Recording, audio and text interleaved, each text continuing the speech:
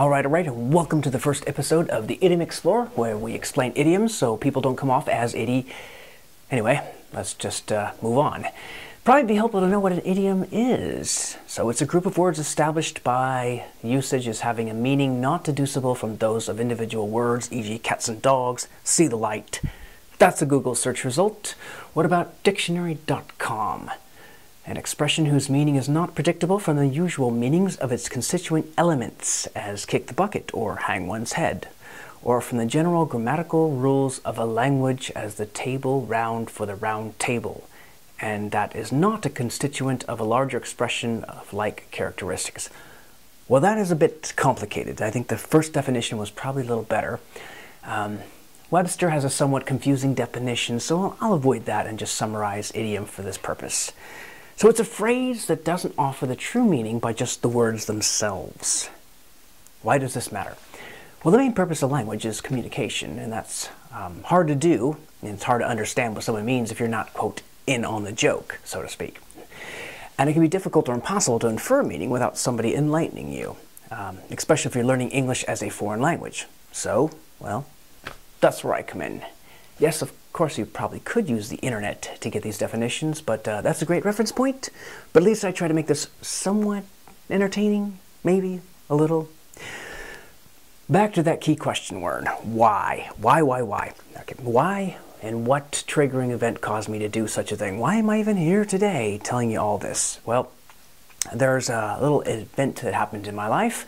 A while back, I was performing in a dinner show, and I opened the big event with all the crowd in front of me, and I said, hey, ladies and gentlemen, I'm here. I'm, of course, a big ham, and so is John Smithy there. The name has been changed to protect the innocent. Someone had given me this name earlier, before the show, and we just kind of teased people in the audience, so that's what I did. I said, you know, I'm a ham, John's a ham too. All well and good. So I thought. You see, after the first act, a young lady came backstage and wanted to know why I would say something like that. And she felt awful. She also felt awful for the guy that I had said it about, John Smithy, who looked dejected, and basically she asked, how could I dare be so mean? And who put me up to that? So there were a lot of questions she had. And stunned was I. I'd never really known anyone care about being called out as a ham, especially if one actually is a ham. It just didn't make any sense to me. Well, I'm not sure how it was discovered, but later we found out that the offense was taken because the girl, and perhaps John as well, didn't know the idiom and what it meant. So the word was just interpreted, I guess, literally by its primary meaning, ham, or, well, I guess meat from a pig. So I was pretty much calling the guy a pig. Now, he wasn't obese or anything, but he also wasn't skinny either, and anyway, and I called myself that as well, so I don't know what was going on. But we had a couple of people offended, maybe more, I don't know, it didn't actually take a poll. But I assumed English was their first language, because it kind of appeared that way. But I guess there are people who are native speakers of English, yet who don't know all the idioms we have, and in their defense, there are quite a lot of idioms we have. English has never been accused of being a very easy language to learn. So even though that guy is such a ham, that's pretty common to me and maybe you, not everybody knows that, the true meaning of it. And if one does not know these meanings, then things like this, they're going to happen. So voila, my decision to remedy the problem. For perhaps a few people, I don't expect the entire world to be watching these videos. Okay, I kind of do expect that. It would be very nice, so if there's something you can do about that, tell a friend, tell every friend, tell the world. Since we're already halfway down there with the ham definition, we might as well just continue with it. Hopefully viewers can now infer that ham means to basically, well, overact or show off theatrically to people in front of you.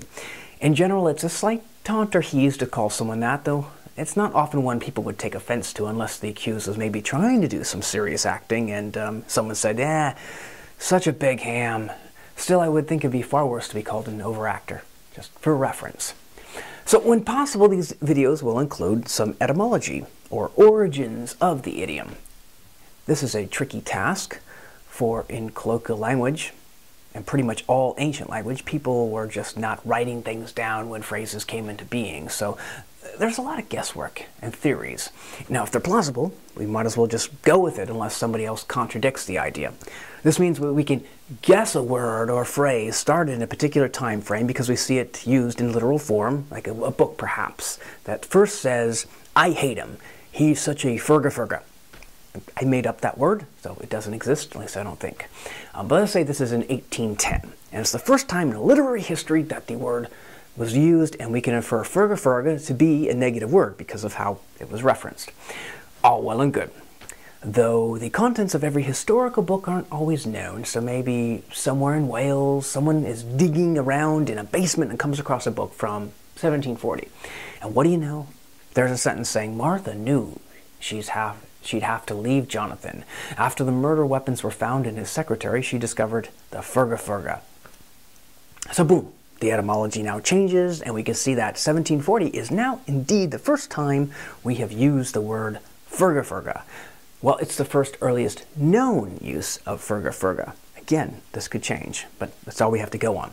So being used now in a negative connotation, and maybe it's used as a good way 100 years before that. 100 years before that, people were using furga as, John's such a furga, he's a great guy. And a side note, that secretary, I threw that word in, I used earlier, that's actually being used as a piece of furniture, but nowadays we think of it as somebody that works for a boss, although we don't actually even use that word that much. So the Secretary of State, we still use secretary in some places. But it's difficult for idioms because we can't just look for a word. We have to look for the context around the word that is with enough support to demonstrate it. So being a ham means acting silly or overacting for attention. But then again, how did this happen? I mean, there aren't many pigs on stage or in television, in history outside of pigs in space. And I hear we recently discovered that pigs are actually very smart animals. So how did we get ham to mean overactor and simply, pig? And why ham? Why not simply he's a pig? Although that actually has another generally understood meaning, which can be about eating, overeating, and cleanliness. So let's check it out on the internet. Once again, dictionary.com. 1880 to 1885, short for ham fatter, after the ham fat man. A black minstrel song celebrating an awkward man.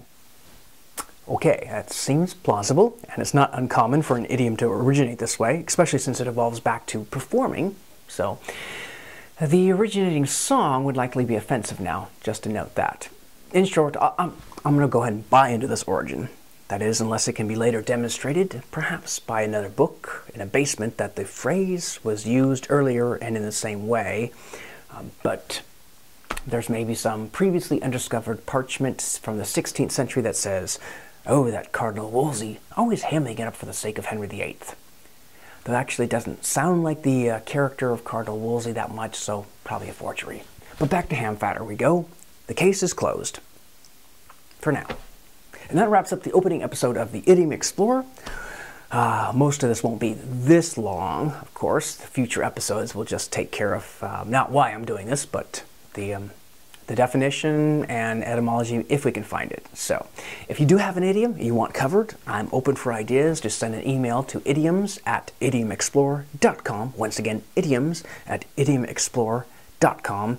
And actually be sure to include the idiom that you want explained. That's it. Sorry for being such a ham. You probably see what I did there. Cheers.